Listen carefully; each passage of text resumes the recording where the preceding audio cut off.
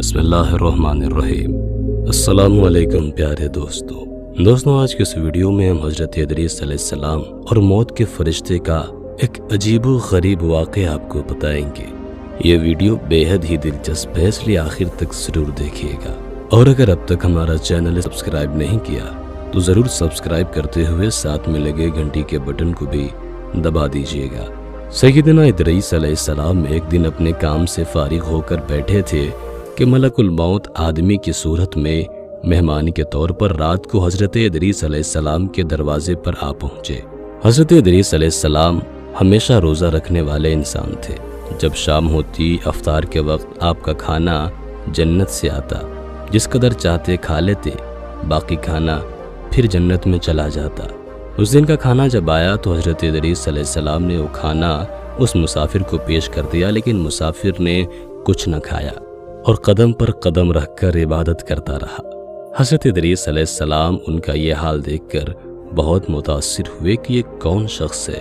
अगले दिन हज़रत इदरीस अलैहिस्सलाम ने उनसे कहा, है मुसाफिर, तू मेरे साथ चलकर खुदा की कुदरत जंगल में जाकर देख। तब दोनों बुजुर्ग घर से मैदान की तरफ निकल पड़े। चलते चलते गेहूं के खेत में जा पहुंचे। मौत के फरिश्ते ने कहा कि चलो चंद गोशे गेहूं के लेकर दोनों खाते हैं। हज़रत इदरीस अलैहिस्सलाम ने फरमाया, अजीब बात है, रात को तूने हलाल खाना ना खाया, अब हराम खाना चाहता है। ये वहाँ से दोनों बुजुर्ग दूसरे बाग में पहुँचे और वहाँ भी अंगूर को देखकर हज़रत इज़राइल अलैहिस्सलाम ने खाने का इरादा फरमाया। हज़रत इदरीस अलैहिस्सलाम ने फरमाया कि खैर की मिल्कियत में तसर्रुफ हराम है। फिर जाते जाते एक बकरी देखकर हज़रत इज़राइल अलैहिस्सलाम ने खाने का इरादा किया। हज़रत इदरीस अलैहिस्सलाम ने कहा कि बेगाने की बकरी को ज़बह करके खाना मना है। इस तरह 3 रोज़ तक दोनों आपस में गुफ्तगू करते रहे। जब हज़रत इदरीस अलैहिस्सलाम को लगा कि ये शख्स इंसान नहीं मालूम होता, ये कौन शख्स है, और फरमाया कि खुदा के वास्ते ज़ाहिर तो कर कि तू कौन है। मुसाफिर ने कहा कि मैं इज़राइल अलैहिस्सलाम हूँ। हज़रत इदरीस अलैहिस्सलाम ने फरमाया कि सब मखलूक़ात की जान तुम ही निकालते हो। उन्होंने कहा कि हाँ। इदरीस अलैहिस्सलाम ने फरमाया, तुम शायद मेरी जान कब्ज़ करने आए हो। उन्होंने कहा, नहीं, मैं तो तुम्हारे साथ खुशतबी करने आया हूँ। हज़रत इदरीस अलैहिस्सलाम ने कहा कि 3 दिन से तू मेरे साथ है, क्या इस वक्त भी तूने किसी की जान कब्ज़ की है? वो बोले, तमाम रूहों को कब्ज़ करना हमारे हाथ में ऐसे है जैसे तुम्हारे दोनों हाथों के नीचे रोटी रखी हुई हो। यानी जिसकी मौत का हुक्म मिलता है अल्लाह पाक के हुक्म से, मैं हाथ बढ़ाकर उसकी जान कब्ज़ कर लेता हूँ। और बोला, ए हज़रत इदरीस अलैहिस्सलाम, मैं चाहता हूँ कि तेरे साथ रिश्तेदारी कायम करूँ। हज़रत इदरीस अलैहिस्सलाम ने फरमाया कि मैं तेरे साथ रिश्तेदारी कायम करूँगा। आप मुझको रूह कब्ज़ करने की करवाहट सिखा दें ताकि मुझे ज़्यादा खौफ हो और इबरत हो, मैं अपने खालिक की और भी ज़्यादा इबादत करूँ। मलकुल मौत ने कहा कि मैं अल्लाह की खुशी के बगैर किसी की जान कब्ज़ नहीं कर सकता।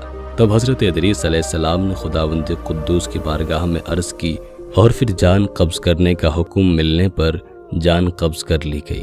फिर मौत के फरिश्ते ने खुदा की बारगाह में दुआ मांगी और अल्लाह पाक ने उनको ज़िंदा कर दिया।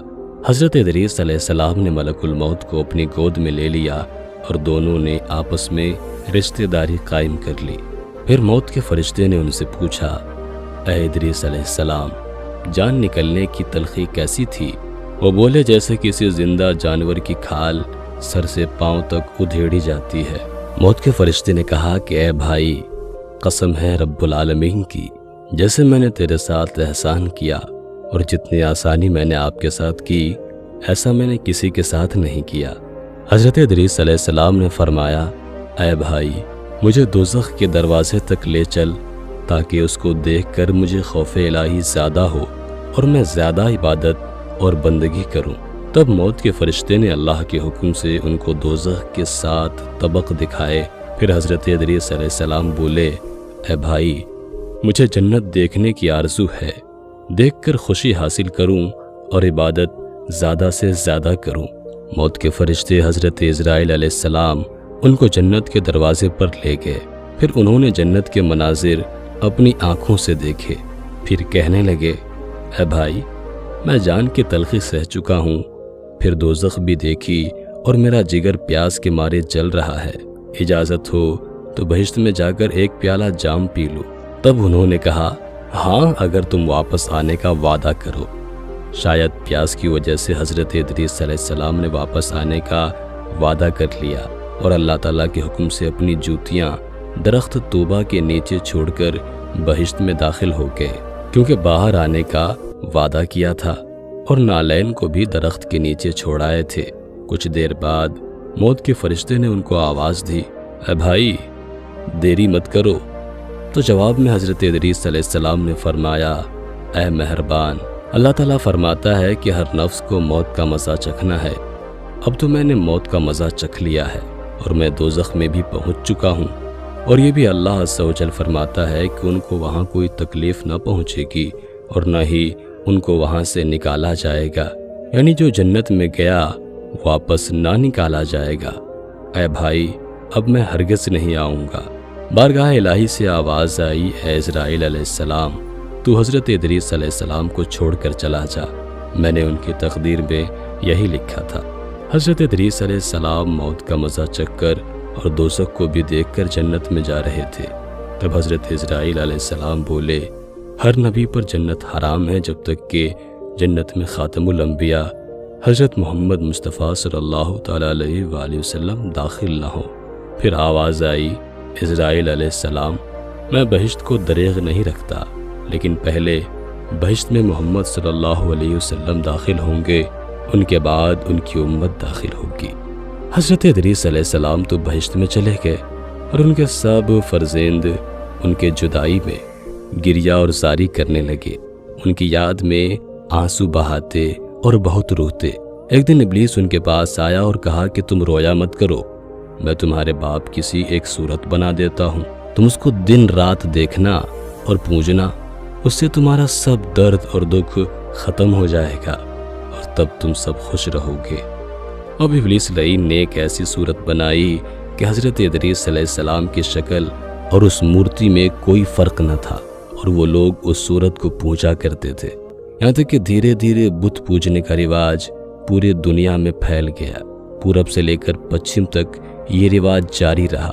کوئی آدمی اللہ تبارک و تعالیٰ کو نہ جانتا، نہ کسی کے پاس علم تھا اور نہ ہی اچھا عمل۔ بعد میں خدا تعالیٰ نے حضرت نوح علیہ السلام کو ان پر پیغمبر بنا کر بھیجا تاکہ ان کو ہدایت کی راہ بتائے۔ اللہ پاک ہم سب کو نیک عمل کرنے کی توفیق عطا فرمائے۔ انبیاء کرام علیہم السلام کے بتائے گئے راستوں پر چلنے کی توفیق دے اور ایمان پر خاتمہ نصیب فرمائے۔ امید کرتے ہیں کہ آج کی ویڈیو آپ کو بے حد پسند آئی ہوگی۔